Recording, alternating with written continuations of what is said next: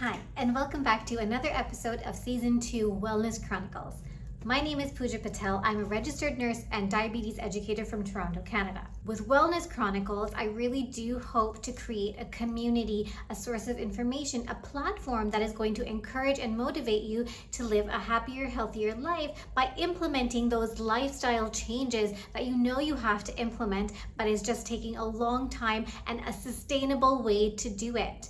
So, welcome to Wellness Chronicles. I'm so excited to share evidence-based information with you and walk this journey, walk this path with you of lifestyle change. In today's episode, I really want to talk about alternative medications. So you might have gone to a health food store or any kind of store that sells herbs and different kinds of potions and concoctions, and they all kind of sell their products by saying that it reverses diabetes, reduces your blood sugars, XYZ. So today, I really want to answer those questions, whether cinnamon works better than fenugreek, or what does the Diabetes Canada, what does American Diabetes Association, what does research and evidence say, whether these things, they really do impact your blood sugar or not. Is it helpful? Is it not helpful? Should you take it? Should you completely eliminate it? What should you do? I want to start with a small story about my dad. Now, my dad was diagnosed with type 2 diabetes when he was 28 years old. He was very, very young. And at that time, in the late 70s and the early 80s, you really didn't understand, or you really didn't have that. There was no resources or diabetes educators, for that matter, to educate him on how to manage his diabetes journey. So my parents believe in more natural remedies than they do pharmaceutical medications, which is also okay, just as long as it manages your blood sugar. So now for years and years and years, my mom made these concoctions and potions and powders and all these different things for my dad. And my poor dad, he actually drank and ate all of those things that she actually made for him, thinking that it's going to make a huge difference in his blood sugar. It's going to make the diabetes go away. Unfortunately, about 45 years later, it still hasn't happened. He took oral medications for years and years, and now he's been placed on insulin to manage his diabetes. Even in the 40 years that he's had diabetes, his kidneys are healthy, his eyes are healthy, he has no other diabetes complications because his sugar was well managed. Now, I don't know if that's as a result of those powders and potions and concoctions that my mom used to make him have, or whether that's because he just managed his blood sugars, his glycemic control so well that he doesn't have those diabetes complications.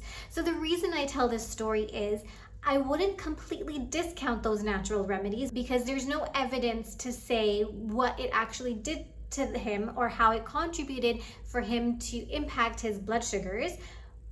But at the same time, I will recommend, if your doctor has given you some oral medications to take for your diabetes control, for your glycemic control, please take it. Also do other natural remedies, but make sure it's cleared by your physician, and also take those oral medications that your doctor has prescribed you. Let's talk about specific meds or specific natural remedies that people think really impact their blood sugars. So the first herb that I want to talk about is garlic. So a lot of people swear by garlic reducing their blood sugar levels, but there was a study that was done that concluded, it was very decisive, that it did help with cholesterol and it did help with blood pressure, but it did not have any impact on those patients who had type 2 diabetes. A lot of people talk about aloe vera gel. Now, aloe vera gel in 2 randomized clinical trials was inconclusive. And so basically what that means is it gave no scientific evidence that it really did decrease blood sugar or not. So we don't know what happened with aloe vera gel, whether it works or whether it doesn't work. Might do something, might be great for the skin, but not necessarily for blood sugar levels. Growing up in a South Asian household, my parents swear by Karela juice, or it's also called bitter gourd. This is a vegetable that is widely available in South Asian countries, and it's called Karela or bitter gourd. With this particular vegetable, the clinical designs were just not up to par to actually conclude any or to provide any conclusive evidence that it actually lowered blood sugar or not. Another seed that is really common in a South Asian household is methi seeds or fenugreek seeds. With these methi seeds or with these fenugreek seeds, the hypothesis is that it helps decrease the absorption of carbohydrates in the bloodstream. So now that's the hypothesis. No, when scientists went and did the clinical trials, there really just wasn't enough evidence to say, okay, I'm going to bottle this up and sell it to lower blood sugar. So again, inconclusive, no data that really supports that it actually lowers blood sugar.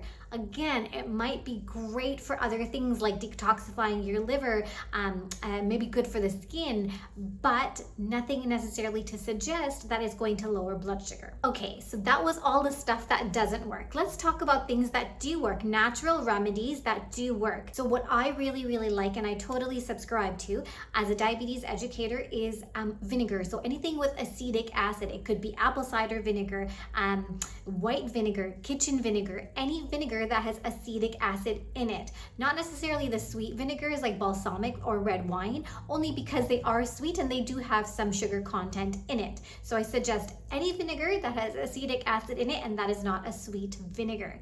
So there was a great study that was published in the American Diabetes Journal. The candidates were given 20 mils of apple cider vinegar that was diluted in 40 mils of water with 1 teaspoon of saccharin.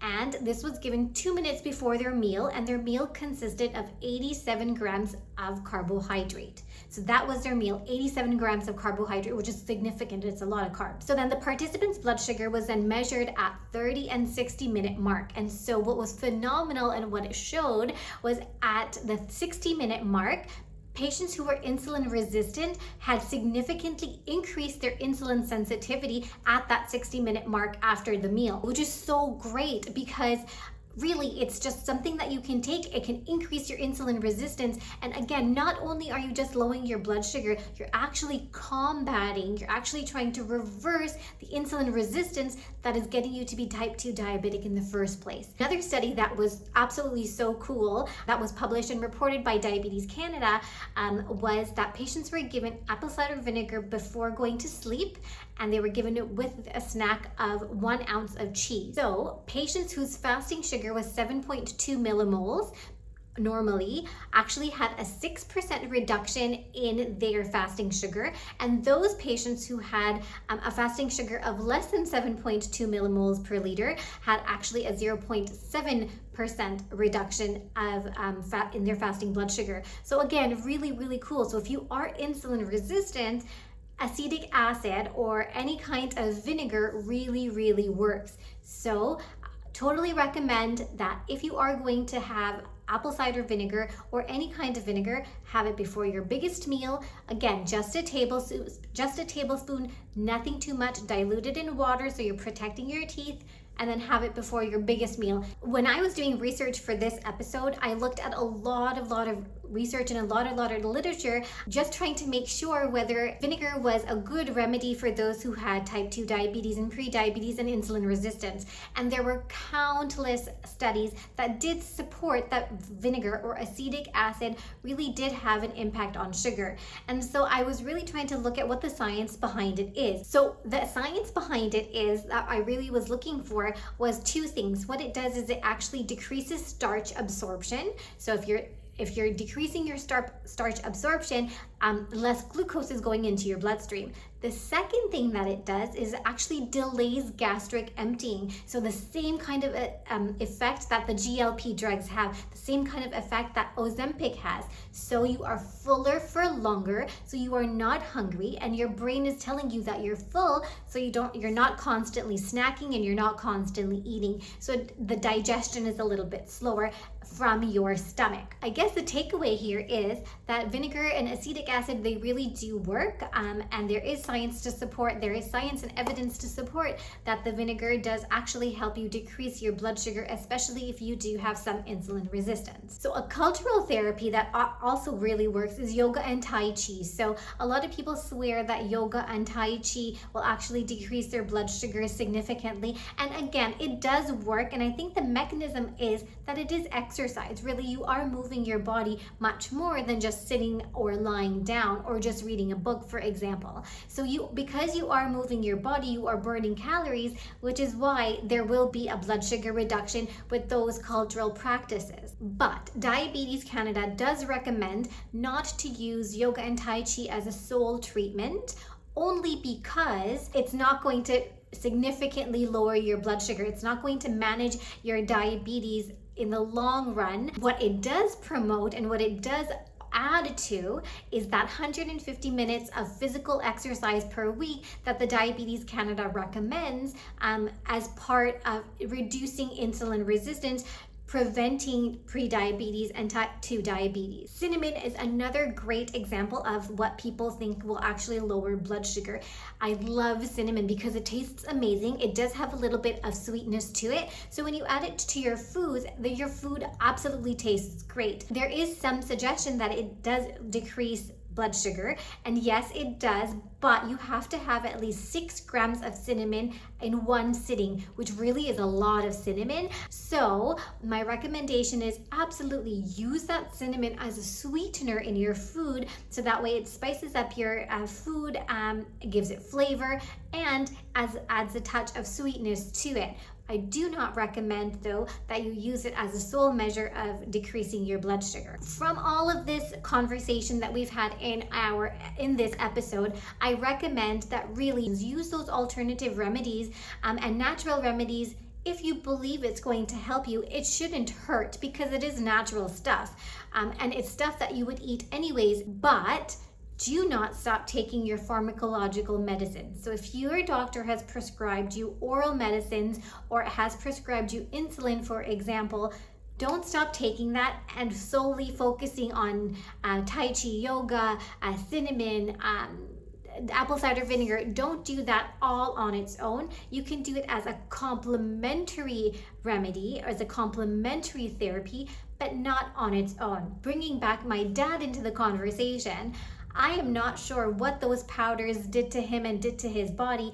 Maybe it did contribute to prevent some diabetes complications, and maybe there isn't enough research out there that supported that, but and it did contribute to him not getting diabetes complications.